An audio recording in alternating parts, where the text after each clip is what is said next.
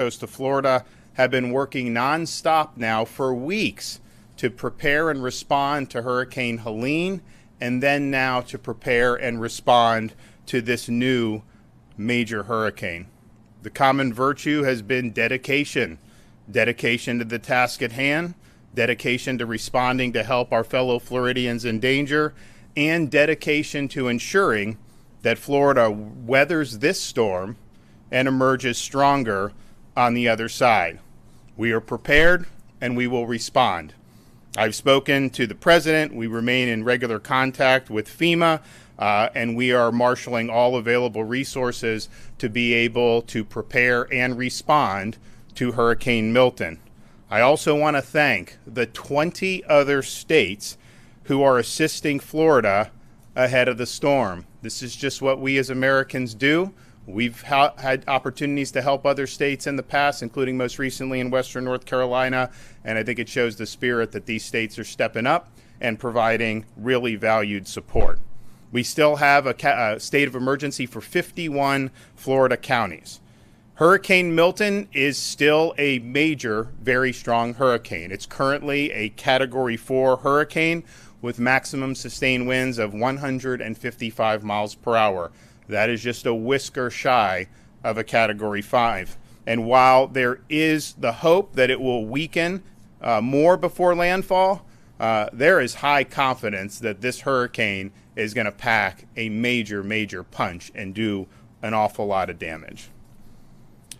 As you can see behind me, the Florida Division of Emergency Management is fully deployed, fully active. This has been a footing now for over 2 weeks, given both of these storms. The state is actively fulfilling over 1,500 missions. We've delivered massive amounts of supplies, meals, water bottles, sandbags, tarps, generators to be able to help our local communities respond to this storm. We've also deployed more than 11,000 feet of flood protection systems and erected them around critical infrastructure like hospitals, wastewater treatment facilities, and electric infrastructure. Generators have been deployed at shelters and to support sheltering operations. Starlink internet has been deployed across the entire state of Florida. We have surged an additional 600 ambulances, and they are currently in operation helping in the effort. The state of Florida has considerable fuel reserves ahead of Milton, and it's staged, and they will be utilized as needed following the storm. We've already dispatched a lot of fuel in the lead up to this, but we still have on hand 1.6 million gallons of diesel and 1.1 million gallons of gasoline. There is no, right now, fuel shortage. However, demand has been extraordinarily high, and some gas stations have run out. To be able to help ameliorate that, the Florida Highway Patrol has facilitated 106 long-distance fuel tanker escorts with sirens getting through traffic, totaling almost 1 million gallons of gasoline from ports in Tampa, Jacksonville, Everglades, and Manatee, and they are continuing with the fuel escorts as we speak. I'm in contact with the ports on the west coast of Florida. We'll see how this storm impacts those. Clearly, there's a chance that you could have a major impact on Port Manatee as well as on Port Tampa Bay. That could interrupt their ability to receive fuel shipments. And so we're working on contingencies to be able to keep fuel flowing throughout the state of Florida. As we saw this new storm develop, it was clear that a lot of the hardest hit areas on the west coast of Florida from Hurricane Helene had not had major, robust debris removal contracts in place or operations in place. Some of these contractors were good. Some of them were not getting the job done. So you had a major hazard on barrier islands in Pinellas, Manatee, and Sarasota County. So this weekend, I authorized mandated 24/7 debris removal. We took all the Florida Department of Transportation and other agency vehicles, brought them from all across the state, and they are engaged in other missions as their normal course of business, and dedicated it to debris removal. So in a little over 48 hours, and they were working all through the night, in the wee hours of the morning in places like Manatee, Sarasota, and Pinellas. They were able to remove 55,000 cubic yards of debris. So that's over 3,000 truckloads of debris. And it's our estimation that on those barrier islands, they were able to make a dent in the debris and reduce it by about 50% just from what Jared Perdue and the other agencies were able to get done. So I want to thank everybody that's been involved in that. It did not stop since this weekend. We're now in a position where it's likely the conditions are going to deteriorate, and so we're going to have to wind that down. But they did make a difference, and there will be less damage from this storm as a result of getting that debris out than there otherwise would have been. The Florida Department of Transportation is staging the following assets ahead of the storm: 156 bridge inspectors, 328 cut and toss personnel, and over 1,500 pieces of heavy equipment. Florida National Guard, Florida State Guard, Florida Fish and Wildlife, and the Florida Highway Patrol have activated additional personnel in advance of this storm. We have hundreds of state search and rescue personnel on hand, 26 total teams. They are currently embedded in the potential impact sites along the West Coast to begin immediate rescue operations as soon as the storm passes. The National Guard is deploying 6,000 Florida National Guardsmen, as well as 3,000 National Guardsmen from other states. And so we thank for the support on that. We have 34 search and rescue areas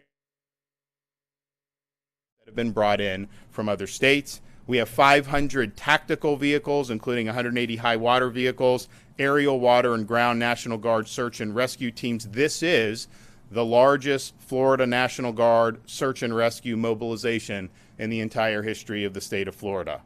Our Florida State Guard is also deploying almost 200 soldiers, 10 maritime crews, 3 high water UTVs, 2 UH-60 Black Hawk helicopters, 4 drone teams, 15 cut and toss crews, 2 amphibious rescue crews. We want to thank them. I mean, this was just a dream a couple years ago that they would be involved, and there was a lot of unfair criticism when we stood it up, but they have made a huge difference in this hurricane season. They're going to continue to do it here. We have also worked with the utilities to have the largest staging of utility workers and linemen in advance of the storm any time in American history. We will have in Florida, by the time the storm arises, over 50,000 linemen. And those linemen are being brought in from places as far away as California. So as soon as that storm passes, you're going to see the assessments and the power restoration efforts commence immediately. Additionally, the state of Florida has assisted with the evacuation of 352 healthcare facilities in the potential path of the storm. 16 hospitals have been evacuated. The state veteran nursing homes are currently located that are in the cone. Are all accepting families of their residents to shelter with them. All of those are hurricane proof. All of them are outside of flood zones. So if you do have a family member that's in one of our state nursing homes, you can go and you can shelter with them. That's a safe option, and I know the veterans would appreciate it. The Florida Department of Law Enforcement is directing deployment of additional 500 out-of-state law enforcement officers. These officers will help respond after the storm to maintain law and order. And there is going to be a lot of damage from this storm. There's going to be opportunities for people to try to take advantage of that. My message to you is don't even think about it. We are going to come down hard on you. You are not going to be, you're going to regret that you tried to do that. So I appreciate all the other folks from out of state who are coming in to supplement this effort. We need to maintain law and order. FDLE's mutual aid team is managing more than 70 active law enforcement missions, including identifying post-storm response squads, and these are really important missions, and we're happy for that. So we're preparing for Milton, but we're also still recovering from Hurricane Helene. When Hurricane Helene hit, we reactivated the Florida Disaster Fund. We are now accepting donations into the Florida Disaster Fund for both storms, both Helene and for Milton. This is a private fund. It's affiliated with the state in terms of disaster, but it's tax deductible donations. We distributed $63 million after Hurricane Ian to help people largely in Southwest Florida. This is something that is really, really important. So I've directed Volunteer Florida to keep the fund activated for Hurricane Milton. I want to thank, there's already been millions raised for Helene. I want to thank Lennar, Wells Fargo, Walmart, and Publix for making really significant donations. And I know there's going to be a lot more that are going to want to do it. To contribute to the Florida Disaster Fund, you can text disaster to 20222, disaster to 20222, or you can visit floridadisasterfund.org. So now we're bearing down to where the storm is going to arrive within the next 24 hours. You still have time to evacuate if you are in an evacuation zone, particularly if you're in Manatee, Sarasota, Charlotte, those areas. I mean, this track can bounce around. It's not guaranteed it's going to hit there. A lot of the solutions have it going there. You have time to do that. Now, conditions aren't going to be great today. I would say that the roads and the interstates, they are flowing. We've waived tolls. We've done all that so people can do. But the best option would probably be just to evacuate within your own county to one of the shelters. All those counties have multiple shelters that are open. There's a lot of space in those shelters right now, and certainly it would be safe to do a very short evacuation, tens of miles, rather than get on the interstate and go. The roads are still open. People can do that, but I just want to warn people that the conditions are likely going to continue to deteriorate throughout the course of the day. We had, of course, on Monday, when the initial evacuations were coming down, particularly in the Tampa Bay area, had a lot of traffic on I-4 and on I-75. FDOT did the emergency shoulder plan. That helped, but it was slow, and those roads can be very slow anyways. By the time we got to the end of the night, through the wee hours of the morning, it was going pretty quickly.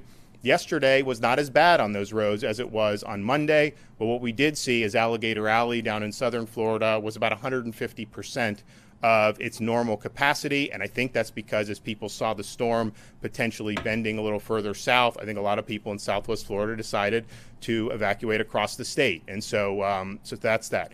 The roads now are good, but I would just caution the conditions are not great now, and they're likely going to get worse as the day goes on. Of course, we do have a lot of mandatory evacuations in place. If you want to get a hotel, you can go to visitflorida.com/Priceline, expedia.com/Florida. That is the emergency accommodation module that is there. I'm not sure what availability there's going to be in a lot of these places at this point, but if that's something that you're interested in, you can try that. Of course, we've worked with the Florida Restaurant and Lodging Association for distress rates for hotels, as well as waiving pet fees. And I know a lot of the hotels in the state of Florida have responded very positively for that, so I just want to thank them for doing that. We've also partnered with Uber for Hurricane Milton to provide free rides to and from shelters and counties with active evacuation orders. So if you want to utilize that, you go to when you do the ride, you do the promo code Milton Relief, just one word, Milton Relief. OnStar has activated Crisis Mode, which provides free crisis assistance services and in-vehicle data for Chevy, Buick, GMC, and Cadillac owners. Schools, most of the school districts in the state are closed today. Obviously, if you get out of the path in like the Panhandle, not as much, but in that Florida Peninsula, virtually all school districts are closed. All Florida counties and Miccosukee and Seminole tribes are assisting the state with storm response, and I want to thank all those for their great work. We have 149 general population shelters that are open throughout the state. The current total shelter population is just 31,000 individuals. We have room in those shelters for a total population of almost 200,000 individuals. So there is space available in these shelters. I know a lot of people would rather stay in a hotel, stay with friends, and that's fine. But especially now as the storm's getting closer, you may be able to get in your car and drive 10 miles, get to a shelter, ride the storm out, and then be able to go as you see fit, and hopefully you'll be able to get back to your place very quickly. But space is available. So there are 36 county-owned special needs shelters that are open and operating in counties that are in the path of the storm. Schools and other facilities are now also being used as supplementary state-supported shelters across the state. The state of Florida has now open 6 state-operated supplemental shelters. These may not ultimately be needed, but you have a lot of people in the evacuation zones. I think most people decided to just leave and find something on their own. We still have a lot of room in the traditional shelters, but out of an abundance of caution, we wanted to open additional options. So the 6 state-operated supplemental shelters currently are Hard Rock Event Center, 5223 Orient Road in Tampa, City Furniture, 3205 South Frontage Road in Plant City, Baycare, 1802 North Del Mabry Highway in Tampa, Life Science Logistics, 310 North Galloway Road, Lakeland, Babcock Ranch, 43281 Cypress Parkway in Punta Gorda, the Wiregrass Ranch Sports Camp, 3021 Sports Coast Way in Wesley Chapel, Florida. That site also has capabilities to service special needs individuals. And Kevin is also working on setting up a 7th site. Now, those state-supported shelters, they do have generators, so you will have access to power. I think you have Starlink at those. They've got Starlink internet. So, look, it's not the 4 seasons, but there are some things there that will make it tolerable to be able to get through the next 24 to 36 hours. You can find the shelter options at floridadisaster.org/shelters. You can also find your county's EM page at floridadisaster.org/counties, floridadisaster.org/counties. So people have time now to evacuate if they are in the area of an evacuation zone. We see the storm is a very strong Category 4. I've said from the beginning, the prognostications are it's likely going to weaken before it gets, but it may not. And even if it does weaken, it's still going to be a major, major impact. So you still have time now to make decisions to protect yourself and your family. Massive amounts of space at these shelters. The roads are flowing. The conditions are going to get bad, so you just got to be very careful with that. But certainly these shelters are a very live option. I want to just finally thank everybody. When you have these emergencies with a major hurricane, it's a huge deal. We spin up all state agencies, everyone here at the EOC, working basically round the clock. You have all the counties and cities that were in the path of Hurricane Helene, and it wasn't just the Big Bend where you took the blow. It was massive surge up and down the west coast of the Florida Peninsula. A lot of damage was done. There were thousands of rescue missions that were effectuated immediately after the storm. Huge things done, like fixing the road and SR 786, helping with the bridges. There was so much that was done in the immediate aftermath and is still being done in that. Then you have another storm that developed, and immediately you're back on that posture, round the clock, no time to rest, no time to sleep for a lot of these folks, and it's not easy. And so I just want to say, on behalf of the state of Florida, thank you for discharging your duties. Thank you for accepting this mission. It's not going to be easy, but there's no better group of people that I would want responding to this than the folks that we have doing it throughout this state. Whether you're talking about the counties down on the Gulf Coast of Florida, whether you're talking about the people that we have here assembled in Tallahassee, these folks have proven themselves. They're working hard, and we will get the job done. Okay, Kevin Guthrie. Thank you, Governor. I want to reiterate that we will get the job done. Absolutely. The men and women behind me are the best in the country, and they lead the industry in what it is that we do.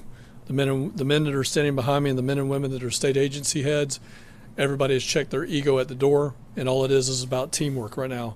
We're going to get that done. We're less than 24 hours from landfall, and the governor has been working tirelessly alongside all of us to ensure that we have all the resources needed ahead of landfall. Today, we continue to move thousands of resources to staging areas across the state. We want to ensure we have the right resources to move into the right places at the right time. Life-threatening storm surge is expected along Florida's west coast. Counties from Levy to Collier have ordered mandatory evacuations, and I urge you to heed those warnings if you're in one of those zones. You might not want to evacuate, but there are free shelters in your area. If you live in a mobile or manufactured home and you're in this impact area, please go to a local shelter. If you rely on power for medical devices or other things, please go to a local shelter. You live in a home that can't withstand the hurricane force winds, again, please go to a local shelter. We have enormous capacity.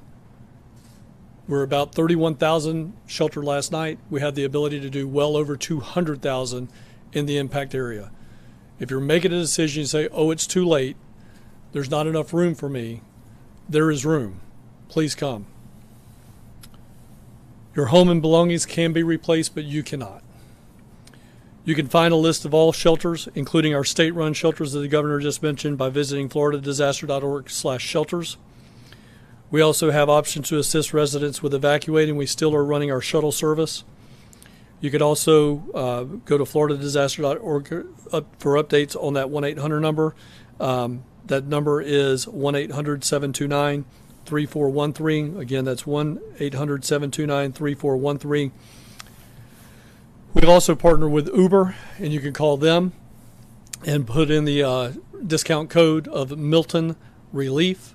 That's Milton Relief, and that'll be a free ride to the shelter. If you don't live in an evacuation zone and decide to shelter in place, make sure you have enough supplies to weather the storm and after the storm conditions cease. We recommend you have 7 days of supplies on hand. Power outages are expected with this storm. Charge your electronic devices now before the power starts to go out. If anybody's looked at a radar in the last 8 hours, you see a lot of rain heading into the impact area. You see tornado warnings. I think as of our 7:15 briefing with my executive staff, we had 7 tornado warnings, and as we were walking in here, I saw 2 more. So there's been roughly 10 tornado warnings. Power will start going out, so you need to make sure your electronic devices are charged now. If you can get outside and it's safe to do so, make sure you're bringing out all that furniture, potted plants, decorations. If you can pick it up, put it up. The strong winds can obviously pick that stuff up and deposit it somewhere else. During the storm, we want to start messaging this. We do it every single time, but again, if you've decided to shelter in place and during the storm you hear the trees snapping, maybe the power popping, that can mean that there is flying debris and you should seek shelter immediately inside your home. Treat it as if it's a tornado. Get into the innermost portion of your home. If you have some type of lightweight mattress, pull it over the top of you. Protect yourself from falling debris. Treat it just as if it's a tornado. If you find yourself, all of a sudden, it is absolute calm. You've gone from snapping trees and power lines and the sound of destruction to absolute nothing, like it's a clear day in the middle of the summer. You're in the eye wall of the hurricane, and you need to stay in place. Do not go outside. Do not look around. This eye wall has been moving anywhere from about 4 nautical miles to upwards of 12 to 16 nautical miles. If it reforms the eye wall and starts to collapse again, you may have only minutes in a situation that could be life-threatening. So please make sure you do not go outside if that happens. For more updates in your area, remember to follow your local county emergency management agency's instructions. The agency also has activated the State Assistance Information Line to provide information to Floridians to receive up-to-date information from us. Residents and visitors can call this toll-free hotline at 1-800-342-3557. 1-800-342-3557. Before I close, in anticipation of some of your questions, you may ask, what are the things that we're going to be doing over the next 12 to 24 hours while landfall is happening? The things that we're going to be doing, the Florida State Emergency Response Team with all of its agencies have been working contingency plans. Over a week ago, I set out for our planners to work 3 different contingencies. And that was something that hit the Helene area, something that hit the Tampa Bay area, something that would hit the Fort Myers area, and then even drill down further into that. So in the next 12 to 24 hours, our staff will be moving from a strategic contingency-based plan to tactical operations-based movements. They will pull off the shelf what that strategy was at the time and move directly into tactical operations. We will start working on our damage prediction models. We do have damage prediction models that come from the United States Army Corps of Engineers and other federal agencies. That system is called HAZUS. our planners, our intelligence cell will start looking at those things to see where the most debris, where the most damage is going to be based on the last calculated movement at landfall. So we will then start marshaling resources from the north and the south with all of the agencies behind me and all the agencies that are out there on the floor right now, to include local county assets and statewide, or I'm sorry, out-of-state mutual aid assets, to move from north or south into those impacted areas, surging more resources where we anticipate having the most damage based on those models. You can always follow us at X and Instagram at FLSERT and on Facebook at FDEM. You can get latest updates also at floridadisaster.org/updates. Governor, again, it makes it very easy for us to do our job and be successful at our job when you have a man standing behind me that's willing to pull the trigger at 96 hours out. All of us can be very successful. And I think this is one thing I just want to point out, because the governor's not going to toot his own horn on this, but I will. General Haas not only is a good friend, but he's one of the best in the business at doing what he's doing.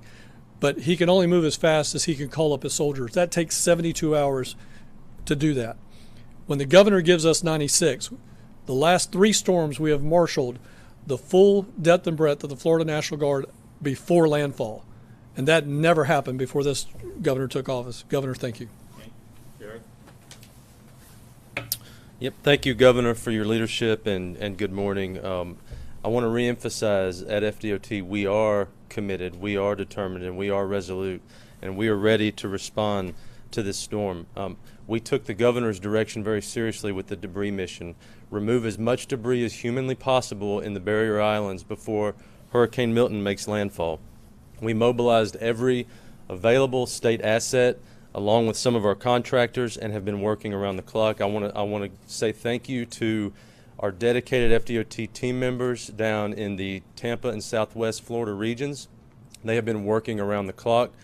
Also want to say thank you to the men and women of the Florida National Guard, the Florida State Guard, the Florida Highway Patrol, Southwest Florida Water Management District, and the Florida Department of Agriculture. They all joined forces together to move debris, and we worked into the wee hours of the night last night. We had huge platoons of dump trucks being escorted by Florida Highway Patrol in very severe weather to get debris off of those barrier islands. What we were able to accomplish is truly remarkable, and you heard the governor. We moved nearly 55,000 cubic yards of debris and made a huge dent on those barrier islands, which is going to have a tremendous impact on safety as Hurricane Milton makes the landfall. So I want to say thank you to the governor for bringing the vision and the direction to do something of such a great feat. With evacuations, we did notice very heavy traffic on I-75 and I-4 going north to Orlando and up to I-10 over the last few days. We did use emergency shoulder use. It did help to resolve that traffic. And we have continued to have both the Florida Highway Patrol and our Road Ranger Service Patrol circulating those corridors to offer motorist aid. We did see very heavy congestion on Alligator Alley yesterday. We also implemented emergency shoulder use there. Traffic began to resolve around 11 p.m. last night, and we were glad that people chose to leave, seeing where they lived, and were evacuating to get to safety. We will be deactivating emergency shoulder use at noon today. We have to begin to demobilize the signs and the people because conditions will begin deteriorating very quickly. We are monitoring all of our coastal bridges and causeways and low-lying roads in Southwest Florida and in the Tampa region. Conditions are going to deteriorate quickly. We expect bridges and causeways to begin closing early to mid-afternoon today. This is very important. You heard the governor. The window of time is closing to get to safety in a shelter. When winds get high and water gets high and begins to make those bridges and roads unsafe, we do work with the Florida Highway Patrol. We have to close those. Bridges like the Skyway or the Courtney Campbell Causeway, etc. in Tampa region, we do expect those to start closing early to mid-afternoon. That's something you need to keep in mind if you still have to evacuate. As you heard from the governor, we've pre-staged our assets, our bridge inspectors, our team members, our heavy equipment. We do plan to have all of our resources and heavy equipment and contractors staged north and south of the cone. We will be pushing in with full force behind Hurricane Milton as it makes landfall to clear roads, inspect bridges, assess damage, and begin repairs as quickly as we possibly can. Every minute that a road or a bridge is down after a storm comes through can hinder the life safety mission. We take it very seriously. Any damage that we see and find, we will work as quickly and as efficiently as we can to begin those repairs immediately. The seaports on the West Coast, we've been in very close coordination with them. Port Tampa Bay, Port Manatee, both are important for fuel. If the storm surge is consistent with what's predicted, there could be significant issues with both of those two seaports. So we've been coordinating very closely with Division of Emergency Management and looking at making sure we still have fuel moving throughout the state. I want to remind everybody, FL511.com is the place to get traffic information. We have 10 traffic management centers across the entire state. They work 24/7. They will be working throughout the storm. We will be updating FL511.com live throughout this event. The storm surge expected from this hurricane can cause damage to road and bridge infrastructure. This is why our crews are some of the first boots on the ground to assess and inspect. One thing important to remember, there can be damaged facilities. There is going to be high water. Please do not get out and drive around until we have had the opportunity to inspect bridges and roads. Even after the storm passes through, there will be roads underwater. Please do not drive through water. It's inevitable. Every storm season, people choose to drive through water. You have no idea what's going on underneath that water. It can be very dangerous. Please give us time to do our job. Make sure roads are safe before you start driving around. Again, FL511.com, and thank you, Governor, for your leadership. Mark? Yes, sir. Good morning. Under the Governor DeSantis' leadership, Florida is a law and order state. And FDLE will work with our partners at all times to ensure that it stays that way. As the commissioner, I've been in contact with the Florida sheriffs in the impacted areas, everything from Jefferson County all the way down to Key West, to ensure that their needs are met and supported. We've also worked hand in hand with the Florida Police Chiefs Association and the Florida Sheriff's Association to ensure if they have any pre-storm needs or even post-storm recovery efforts that we're there for them. I can safely say that the Florida Police Chief Association already has the South Florida Police officers come together for about 80 members that are going to be poised ready to come in to the impact area to support as needed. The Florida Sheriff's Association has strike teams available and ready to move in as needed to support. Now, FDLE is directing the deployment of additional 500 officers that are coming in from out of state. We already have 150 that has been notified and alerted and en route to the area. So tomorrow, after the storm passes, you may see law enforcement entities from other agencies from out of state that will be coming in to support, whether they be as special deputies under the sheriff or state officers that will support local law enforcement or state efforts. If you see them, they are going to be law enforcement authority and have powers as such. So I just want to make sure our people understand that. Florida will not stand for looting, will not stand for it.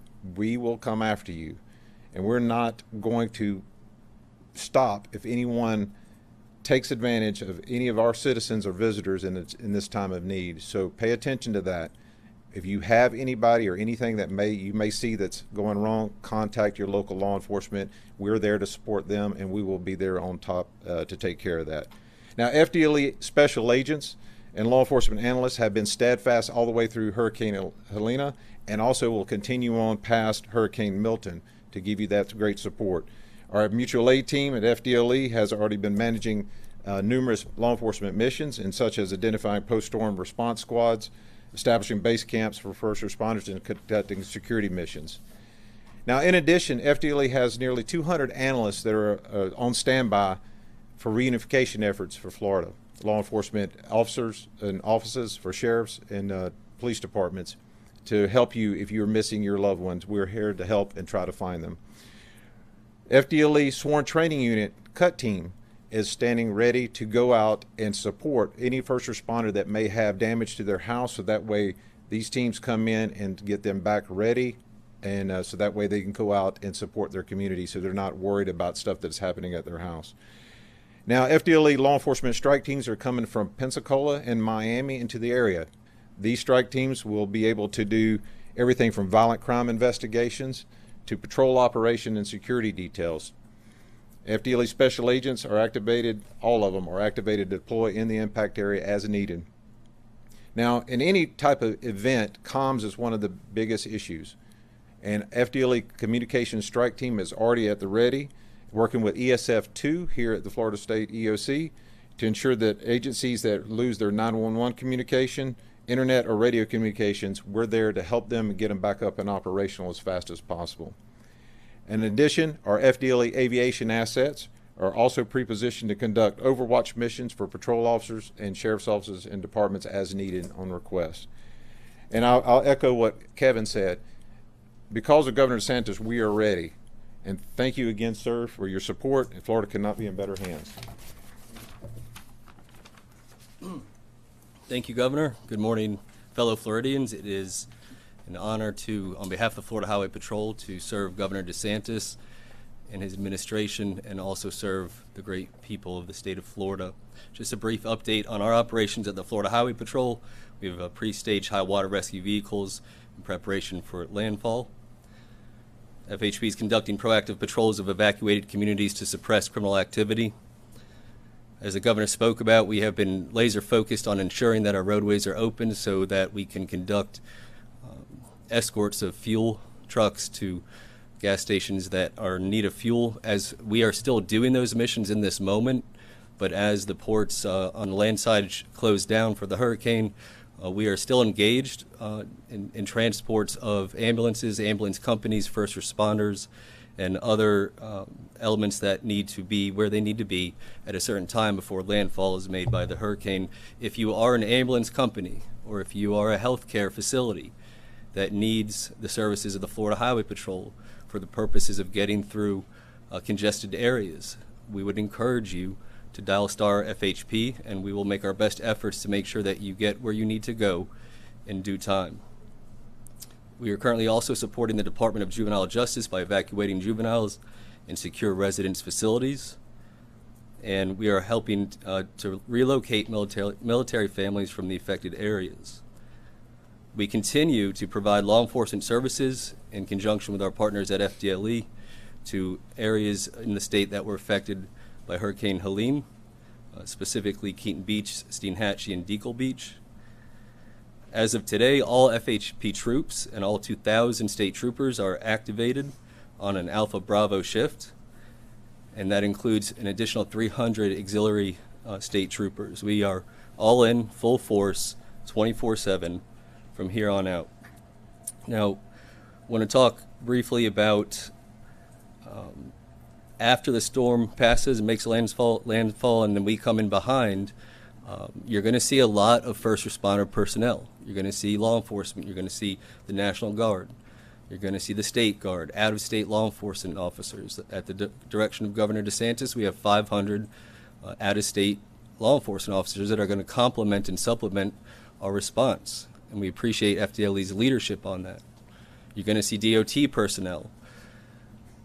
As far as law enforcement goes, obviously we're going to be focused on search and rescue initially. We're going to be focused on getting roadways back open so that we can amplify our search and rescue efforts. But if you are in need and there's no electricity, for example, or your phone doesn't work, feel free to interact one-on-one with law enforcement officers. We are here to help you in that moment of need. The governor talked a little bit yesterday about in the state of Florida, law and order state, Second Amendment state, you don't know what's behind that door, and I'm speaking directly to the criminal element that intend to take advantage of Floridians. The governor's right, you don't know who is behind that door, and they're probably armed. But if you find yourself in a situation where there is nobody in that home and you intend to burglarize it and take advantage of Floridians, there's going to be consequences. And I'll start with first of all, you're going to have the Florida Highway Patrol, 2,000 state troopers. You're going to have FDLE. You're going to have out-of-county sheriffs. And now we're going to have out-of-state troopers. There's going to be a swarm of law enforcement officers. And I can tell you, on behalf of the Florida Highway Patrol, if we catch you and you try to escape, we're going to chase you. We're going to use intentional contact to stop the pursuit. We're not going to allow you to injure or kill Floridians because of your criminal activity. We're going to hold you accountable and get you in custody. FWC will be deployed. They will catch you in the water. We'll catch you on land. You have the National Guard and the State Guard. They'll catch you in the air. There's no escape from the resources of the state of Florida. The governor has announced in prior months, and we have celebrated a 50-year crime low in the state of Florida. I can promise you, after this storm, there is going to be a new record set, because the state of Florida is not going to give you an opportunity to take advantage of Floridians. And then my final comment would be that we at the Florida Highway Patrol, and I know I speak for all the professionals that are standing behind me and the governor as well, is that we are cognizant of the weight of this moment for the state of Florida. We are cognizant of the weight of your safety and your concern as Floridians, and we are cognizant of our duty as representatives of the government and as law enforcement officers and first responders, and we intend to meet this moment and we intend to honor our duty. And so it is an honor to be a part of this team, to serve the state that I love, to serve the best governor in the state of Florida, and ultimately the people of Florida. Thank you, Governor.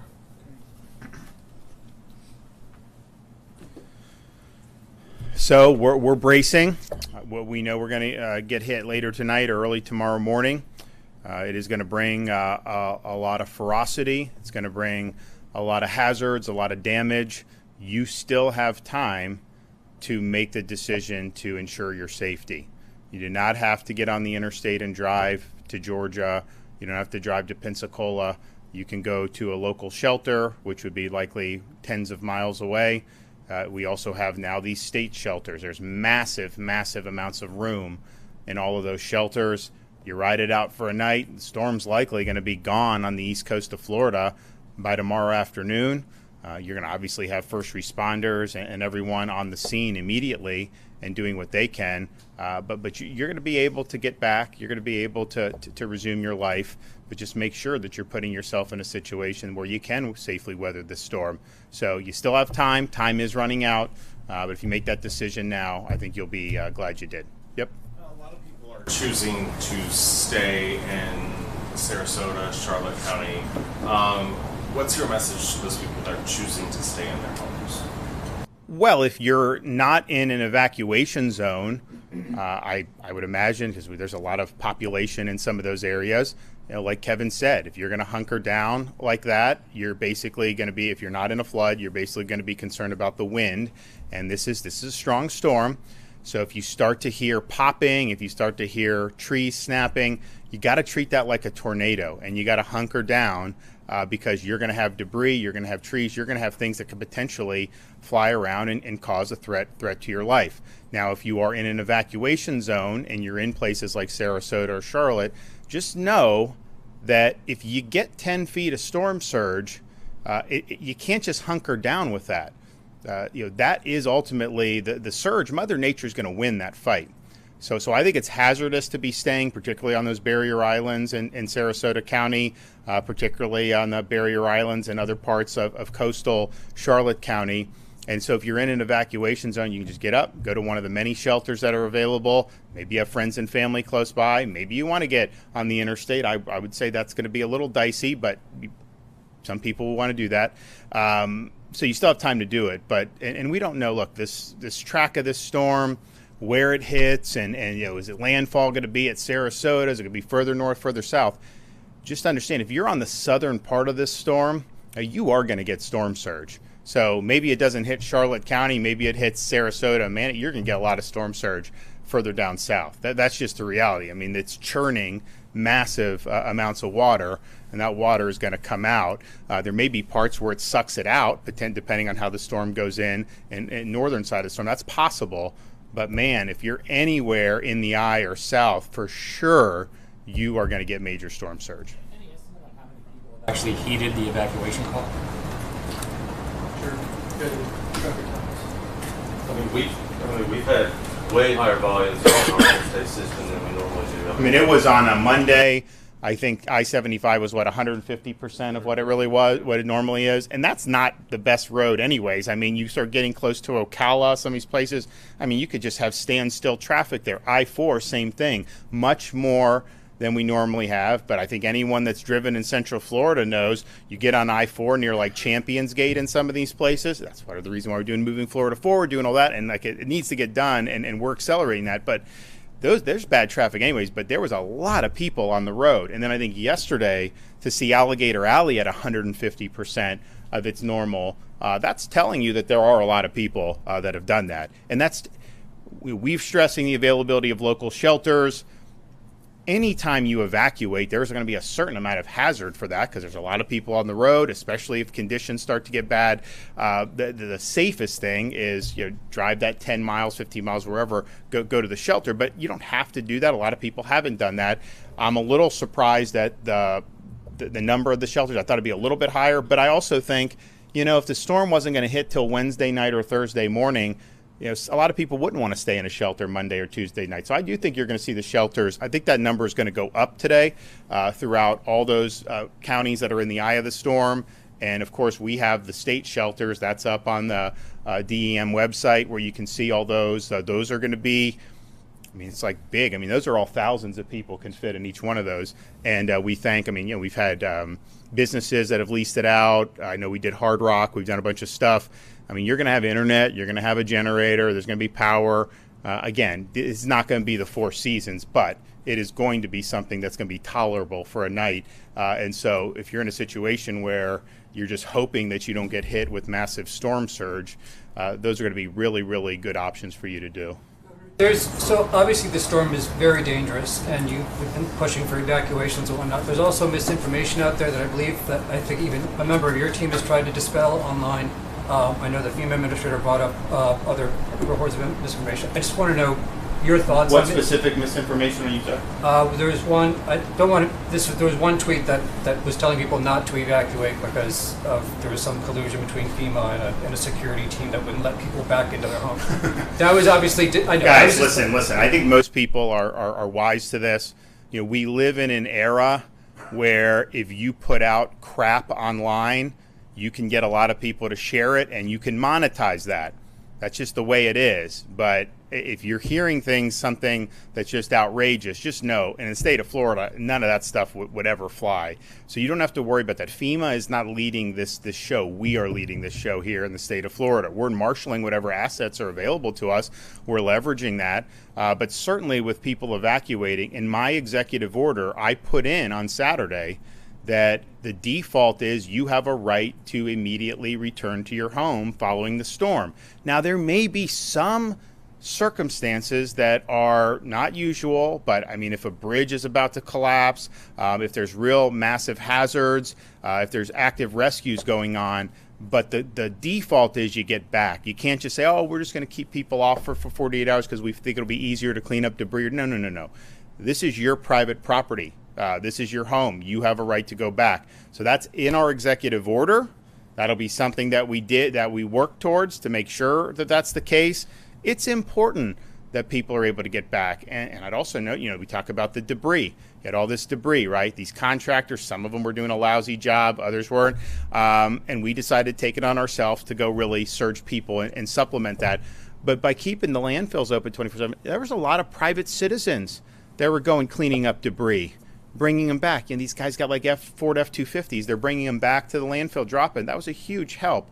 So there's not going to be anything where FEMA is ever going to be able to keep you from your home. Be careful about the nonsense that gets circulated, and just know that the more titillating it is, the more likely somebody is making money off of it, and they don't really give a damn about the well-being and safety of the people that are actually in the eye of this storm. It's all just trying to monetize what they're doing. And I know there's been a lot of stuff about what FEMA's done in other states. Look, I haven't been there. I don't know. But I can tell you in Florida, we are leading this train. We're marshaling all available resources, federal, state, and we're supporting local. And that's the way it's going to be. So you can have confidence in that.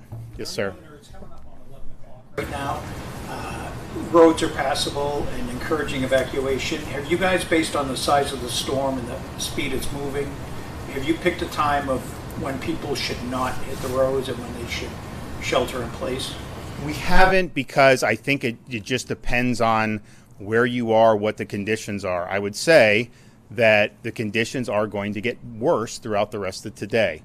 So these local shelters are a great option to be able to go and drive a few miles, get into a shelter, and then just ride out the storm is not going to be a problem. I mean, if you leave right now, go to your local shelter, you're fine, right?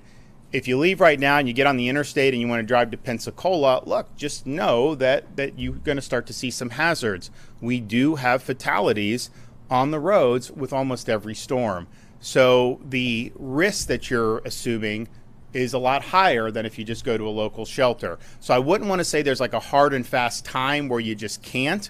I think now you can go to the local shelter, but I would say even starting now, when you start talking about the interstate, you are going to see conditions deteriorate throughout today. And there is a lot of rain. There's problems in different parts right now. People get it. There's bands and whatnot. And it's not going to be right now hurricane force right now, but still, this is something that could be problematic. And so, I mean, I just think like if you're elderly or something like that, what would be the better option? Like, I would advise probably just going to the shelter right now rather than trying to get on the interstate, and go visit your kids or something. So, but people can make that decision based on what is in front of them at the time. There will come a time probably where, once we start getting the tropical storm force winds, where it is definitely going to be too dangerous. I don't think we're there now, but I think that's rapidly approaching. Regarding the shelters, basically for people who are displaced after this storm, will they be able to go to these shelters? If they go to their house and it's destroyed, will they? I think let Kevin talk. I think these shelters are to ride out the storm. We've worked with counties with Helene on sheltering availability for post-storm. I don't know that these are necessarily the same things on that, but we have had that mission. Do you want to address? Yes, sir. Thank you, sir. What I'll say to that is, again, to the governor's point, these private sector locations are what we would refer to as the shelters of last resort. Again, they're not the Four Seasons. They're cots in a warehouse in some cases. Our biggest facility is a warehouse. It's right next to our new facility in Auburndale. But what we will do, because this is a point of emphasis for the governor, he's given me this direction, hear it loud and clear. When this storm is over, we need to get kids back in school. We need to get community and life back up and running, and we're going to be committed to doing that. My goal that I charge the team out there on the floor with is, let's get kids back in school in 3 to 5 school days after landfall. We're going to do that. To be successful at that, we're going to have people that are going to be in long-term sheltering. So we were going to have to open up other big box stores. Now, what we will do there is, where we're in warehouses right now along the interstate corridors, we will start looking for maybe those mall big box stores, something that may have even been right on the edge of an evacuation zone or a flood zone.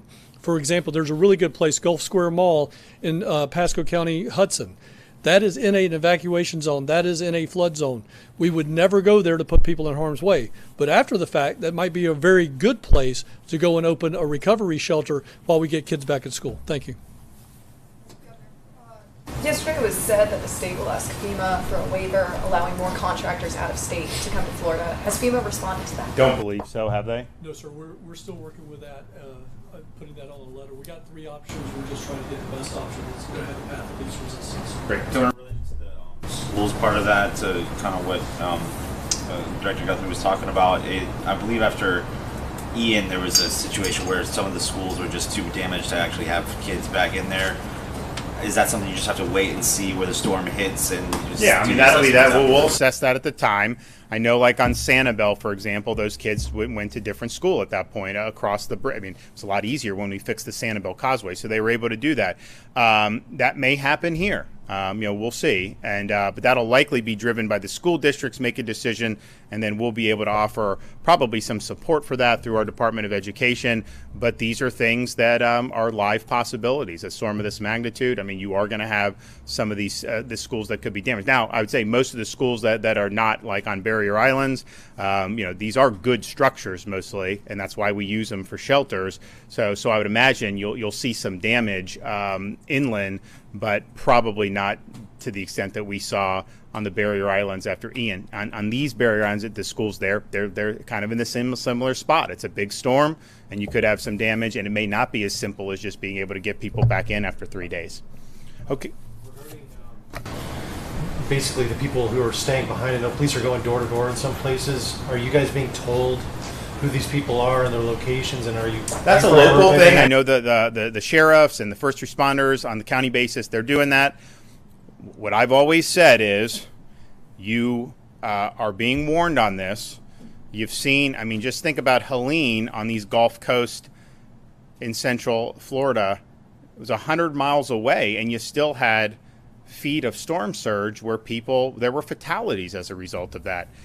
This is one that's going to be potentially delivering even more surge than what we saw in Pinellas and Manatee. I mean, almost definitely will deliver more surge in some of these areas. And so that is hazardous. That is life-threatening. And you'd be wise to go to a shelter, ride it out, but rather than try to mess with that. And if there are a lot of people that do stay behind, I mean, unfortunately, there will be fatalities. Like, I don't think there's any way around it when you have storm surge that could be 10 feet. So you have time to do that. There's going to be people who stay behind who are going to be in distress. We are going to, working with the locals, we're going to conduct rescue operations. We will do that. And a lot of those were successful last time in the Helene. But, why would you want to risk it at this point? So this is a big storm. It's going to do a lot of damage. It's going to create a lot of threats to life. It's obviously going to destroy property. We're bracing for that, but we're doing everything we can to try to mitigate the damage beforehand, and we'll do everything we can to help with rescues and getting people back on their feet afterwards. Okay, thanks.